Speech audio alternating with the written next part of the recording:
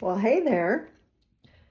Today I'm going to use more venison that I have, but I'm going to use it to make typically what you would call beef tips over rice, but I'm going to use venison that's been made into stew meat. Our processor cuts it just like stew meat that you buy at the grocery store, but it's actually deer meat. So I'm going to make my beef tips with my deer meat. So I've got that sitting over here.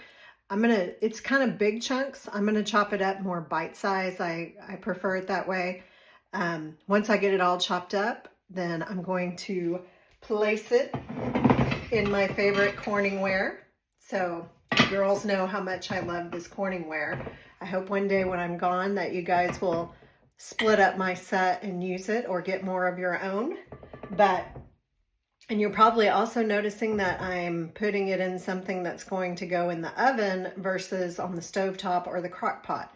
So normally I do make this on the stovetop, and I've also thrown it in the crock pot, but sometimes I bake it too, because if I have things to do and I don't want to stand over the stove and it's too late in the day for me to do the crock pot in order for it to get tender, I'm going to bake it. And I've done this before.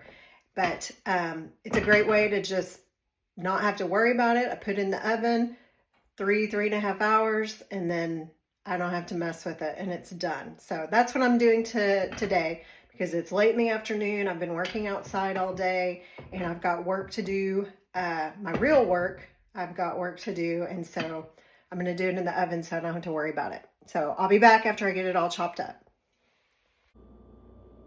Okay, I've got the meat all chopped up. It's all in there. I'm going to say this is about 3 pounds. The processor didn't actually label the packages, but each pack seemed to be about a pound, and that's usually how he does it, I think, in 1 pound packs. So I had 3 packs, so I'm going to guess this is about 3 pounds. So now I'm going to mix up a can of cream of mushroom, a can of French onion, a can of beef consomme, and then to that I'm going to add a packet of brown gravy and a pack of au jus. I like the au jus, it just gives a little bit more flavor. I don't know, I just like it. I don't add salt and pepper because these packs have a lot of salt. It seems like when I use these, between these and the canned soups, there's plenty of salt. Excuse me. I might add a little black pepper. I take that back. I might add some black pepper, and I also will add some garlic. But otherwise, I usually don't add salt because I find there's enough in this. Now, at the end, after it's done baking, I will taste it to verify that. And if it needs it, I will add it. But I feel like 9 times out of 10, I do not have to add salt. So, but anyway, I'm going to mix all these things up in a little bowl, and I'll be back. Okay, so I've got all the soups and the gravies and au jus, everything's mixed up in here. I'm gonna go ahead and add some garlic while I've got you here. So I'm just gonna use garlic powder. I'm not gonna put chopped garlic or anything like that. So just a little bit of garlic. I'd say it's probably a teaspoon. Also, just so you know, in case all these recipes and everything I've done so far, I'm using what I have. Like if I don't have to go to the store, I'm not going to go to the store, and I want to use up what I have so things don't go to waste or expire. So this is what I had in the pantry. However, if you had, let's say, a can of cream of mushroom and one of those like packs of Lipton soup, the onion soup, any of them, mushroom onion, beefy onion, any of those. Let's say you had that instead of that French onion soup that I had, you could use that and then just add like a cup of water with that. So if you didn't have French onion soup, if you don't have the beef consomme, you could just use beef broth, about a cup of that. So maybe a little less than, no, a cup should be good. Yeah. So yeah, if you didn't have like the beef consomme and the French onion, because sometimes that's not really a staple for people. It is for me because I use it a lot, or use those items a lot. but if they're not normal staples. So beef broth in place of the consomme, and Lipton onion soup with some water in place of the French onion. Now most people have cream of mushroom. That's pretty popular with most dishes, especially casseroles or gravies or whatever. But anyway, I just wanted to say that because a lot of times if I don't have these soups for some reason, then that's other things that I would use. So anyway, I've got it all mixed up nice and smooth in here.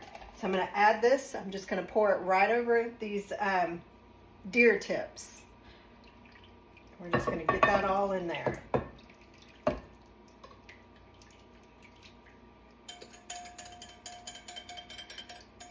Also, if I had them, which I don't have them, mushrooms. If I had some mushrooms, fresh or canned, I would add those in here. Obviously, fresh ones, chop them up. Canned ones, like the sliced mushrooms you can buy in a can, I would just add those right in just the way they are. But no mushrooms today, so this is all we're getting in this one. I'm going to kind of spread this beef out. I am going to go ahead and add some black pepper because I do like the taste of black pepper, and I don't think these gravies or that au jus or whatever, they don't have black pepper in them. So I'm going to go ahead and put a good amount on top. That's probably about a teaspoon or so. Going to cover this, and I'm going to put it in a 350-degree oven, which I've already been preheating. I'm going to put it in there for about 3 to 3.5 hours. You want, oh, that pepper got me. The meat just needs to be fork tender. It's basically going to be, you know, you can cut it with a knife or cut it with a fork, or it's kind of almost falling apart like a roast. It should just be so like melt in your mouth, and this gravy is going to be so good. Excuse me. So anyway, 350 for about 3.5 hours, and then I'll be back. Okay, I'm coming back on because I decided I'd go ahead. That pepper is still getting me. I'm going to make a side dish while that the tips are going in the oven. So I had some canned green beans, and I'm going to make these the way I was taught growing up. You pour these into a pot, and then you add bacon, and you let them simmer low and slow for hours, and you add like salt, pepper, and garlic. And you just let those suckers simmer, and they get that good bacon flavor. It's almost like when they simmer for a while, it's almost like they kind of make a thin broth, and they're just so good with all this the bacon flavor and the seasonings. Everything comes together, and then the green beans just get really tender. And anyway, totally unhealthy, but it's how I grew up. My mom made green beans like that all the time. My dad made green beans like that. So that's what I'm going to do. So I'm going to open up these green beans. And again, I'm using what I have. So I'm going to show you what the step is that I'm going to do next. That's a little different. But I'm going to open these up, get them in the pot, and I'll be back. Okay, so I've got all the green beans in the pot. Got them in there, and I don't drain them. The juice is in there too, because you need that juice to make this good broth. All right, so like I said, I'm doing something a little different. Normally, I would have a pack of bacon, and I would peel off, I don't know, 3 or 4 pieces of bacon, throw them in there whole, and just let them simmer and cook and do the things they do.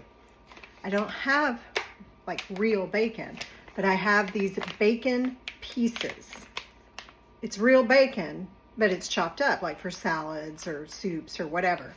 But it's real bacon. So I'm going to dump in a good amount of these because they'll still give off the same flavor. And so I can just have these in there, and bonus, they're bite size. So everybody can get a little bite of bacon with their green beans. So I'm going to dump in a good amount of these. I'm going to add my salt, pepper, and garlic. Then I'm going to bring these to a boil. As soon as they come to a boil, I will turn them down to low, like number 2. Cover them and just let them simmer the whole time these beef tips are cooking, deer tips. But low and slow, and they're going to be so good. But let me show you. So let me just go ahead and do this on here. So this is 3 cans of green beans. And this is the 10-ounce bag of bacon pieces. So I'm going to shake in. Let's see how this looks.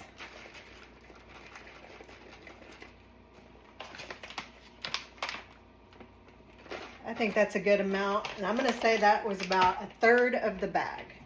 But you can see covered really good. Obviously, I'm going to stir those down in there. I'm going to go ahead and add my salt, pepper, and garlic. So probably about, a teaspoon of salt. You don't need too much because the bacon will have salt in it. So I'm say that'll be a good amount there. Good amount of pepper.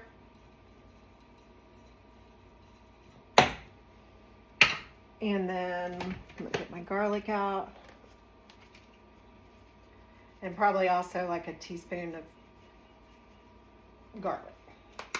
Because the garlic and the bacon together just does something to these green beans. So now I'm going to stir this in.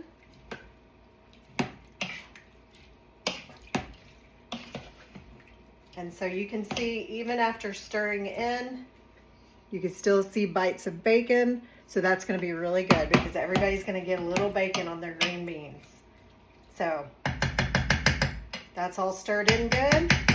Now, like I said, bring it to a boil. As soon as it gets to that good boil, just turn it down immediately, cover it, and leave it alone.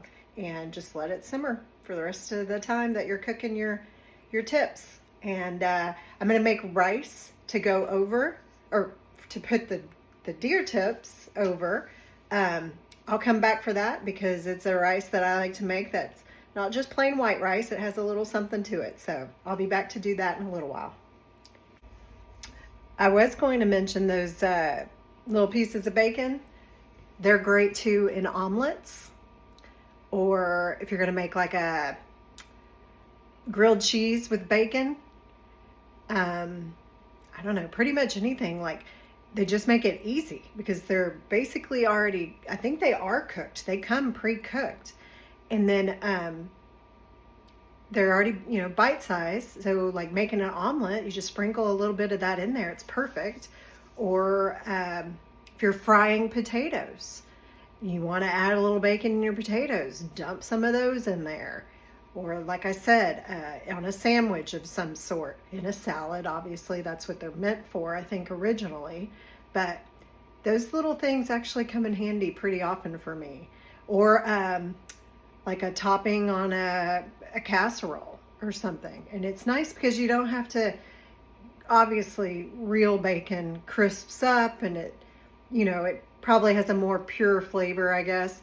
But these, I've actually thrown these little bacon pieces in a skillet just to kind of get them going and get them a little more crispy and get kind of that more fresh flavor. And to me, they're just about as good as the real thing, especially if that's all you have. And again, that's all I have today. If I had real bacon, I probably would have dropped that in the green beans. But since I didn't, these are a great substitute anytime. So just another little tip I thought I'd give you guys. Okay, as I mentioned before, I'm going to show you how I do my my rice. And I don't just do the plain white rice. I do sometimes, obviously, if I'm in a hurry and I don't have all the things I need. But when I have time and I can, I like to do my rice this way. So first of all, I use jasmine rice. I just like the way jasmine rice cooks, the way it tastes, everything. If I'm going to do white rice, this is what I prefer. And for this dish, I'm going to use this whole pack. And this is a 1 pound package of rice. And I'm going to use the whole thing. So, I've got chicken broth. Instead of water, I'm going to cook it in chicken broth. Then to that chicken broth, I'm going to add a little bit of this bouillon, the chicken bouillon. I don't add salt, but I add this because it adds flavor and salt. And so I'd say, I don't know, tablespoon or two, I dump this in. And it gives the perfect flavoring and the perfect amount of seasoning, in my opinion, as far as salt. A splash of garlic. just a little bit of this because I do not want to overpower with garlic. Just a couple of shakes, that's it. And then parsley. I don't know what it is. It just does a little something, gives a little something plus a little color. But I do a good amount of this. I'd say a tablespoon or so. And I shake this in. And then I also add butter. I don't have it sitting out here, but I do add, I'd say, half a stick of butter. I'll put that in there. I just like the flavor that that gives as well. So I'm going to get this started and I'll be back. Okay, I'm back. So in order to make sure I got the measurements correctly, because I cook the rice just like the package says, except I substitute the chicken broth and the seasonings and stuff. But to make sure I got it right, I measured out the rice first, and it was about 2.5 cups of rice. According to the directions, for every cup of rice, you need 1.5 cups of liquid. So since I'm doing 2.5 cups of rice, I did 3 3/4 cups of chicken broth. So I measured, like I said, measured out the rice, and then I went ahead and measured out the chicken broth, and I've already got it here in the pot. I'm just using like a deep skillet is how I'm doing it. So I've got that in there. Shaking in my, I'm telling you, just a little bit of garlic. Like shake, shake, done. I'd say 1/4 teaspoon, maybe. So I don't even know if it's that much. I just a couple shakes, because again, I don't want to overpower the rice with garlic. Now, with the chicken bouillon, I'm going to do a little more. I'm going to shake that in. In fact, I'll let you watch me for that. So I'm going to shake it in. That's probably about a teaspoon. I'm going to do it again. So there we go. Got that in there. Parsley. Shake in a good amount of this. I'm going to say this is probably a tablespoon. By the time I get finished shaking. Okay. All right. Take a little whisk. Let me grab my whisk. Kind of mix that in. All right. I can already tell I want a little more chicken broth or chicken bouillon. I'm sorry. It should be, I just know what it looks like, and this water should be cloudier than it is. I want it to be kind of a, I don't know how to explain it, but it's just cloudier than normal chicken broth. So I'm going to say I probably added a total of like a good tablespoon of the chicken bouillon. That's probably what this is now. Maybe a little bit more. Not much more though, but probably at least 1 good tablespoon. Because before, I may have not even been adding teaspoons. This may have been like half teaspoons. I'm not sure. But you saw me shake it, and you see what it looks like. Let me bring it over so you can really see it in the light. Oh, in fact, you know what? I need the light on. That might be helpful. There. See how it just looks kind of cloudy? That's what you want it to look like. So when it gets to that color, I feel like it's good. All right.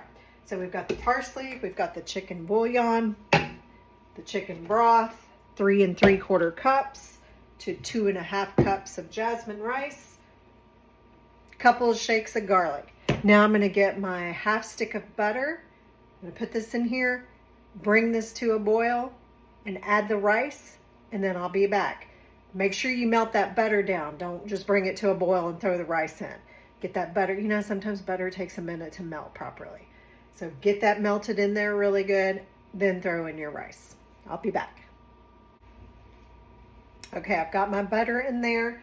I've got it on high, trying to get it up to a boil so that will melt. I know normally you guys know that I don't usually keep my butter in the fridge. Now, my serving butter, I guess you'd say, like if I'm going to use it for bread or waffles or baked potatoes, whatever. My serving butter, I call it, I keep on the counter because that's what I'm using to go on my food when I'm ready to eat. But when I'm cooking, like all my other butter, I usually just go ahead and keep it in the fridge because I buy so much butter at one time. You know me, I have like 8 to 10 sticks in there at all times. So when I'm cooking with butter, I go ahead and use what's in the fridge because I have found if you don't use your butter fast enough, like when I'm here alone and I don't cook a lot of stuff that I'm putting butter on, I find that it does start to, it can start to taste funny, smell funny, whatever. It gets almost like a metallic I don't know if that's right, but something is off if it sits for too long. So when you guys were in college or daddy's gone and I'm not cooking big meals all the time or cooking things that I need to put butter on, I noticed that the butter will not taste right. But now that you guys are back, ooh, that got me. It was a little hot. Now that you guys are back, I'm using butter pretty often. We're eating it a lot. And so that's not the case. I do leave my serving butter on the counter. But cooking butter, all the extra sticks that I have, I put those in the fridge and then just use them as I need them. And so that's why this is taking a while to melt because it's not already soft. It was cold out of the fridge. So just making sure this melts really good and comes to a boil. I'll be back. Okay, so I just wanted to show you real quick. Where did my whisk go? Oh, all right. So you can see it. It's boiling good. It's nice rolling boil. So I'm gonna throw the rice in. Kind of just stir that rice in real good. Make sure it's all like the parsley and everything is nice and distributed evenly. Just kind of get that good mixture. It's coming to a boil. I'm going to let it boil for just a second.